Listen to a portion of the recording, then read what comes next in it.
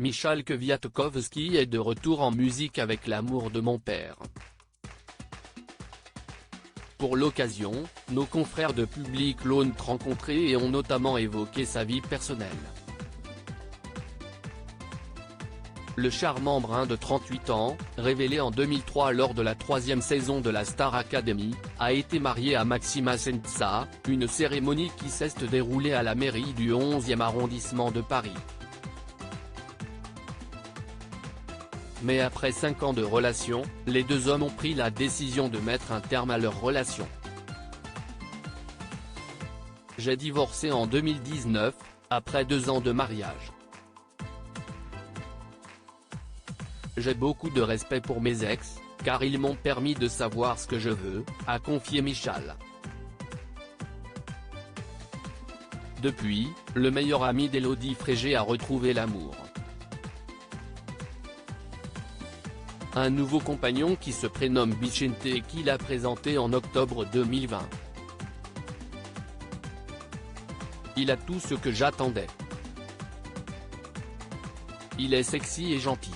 On s'est rencontré la semaine du déconfinement en mai 2020, lors d'un apéro chez un copain. On a échangé, on a fait l'amour. Et je suis tombée amoureuse assez vite, a poursuivi Michal. Il a précisé que c'était un chanteur qui vient du milieu de l'opéra. Il n'avait jamais entendu parler de moi. J'ai trouvé ça génial. Il m'a demandé un soir de lui passer toutes les vidéos de la Star AC, c'était très touchant. Si est-il le premier à m'avoir découvert sans préjugés, s'est-il souvenu. Par la suite, les tourtereaux se sont paxés.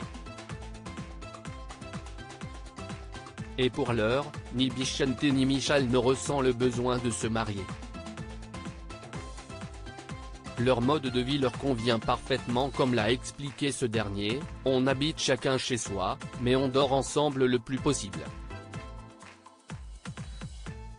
J'ai ce romantisme de Chopin en moi, un peu torturé, très passionné. Il faut qu'on me dise souvent je t'aime. Mais je ne suis pas possessif ni jaloux.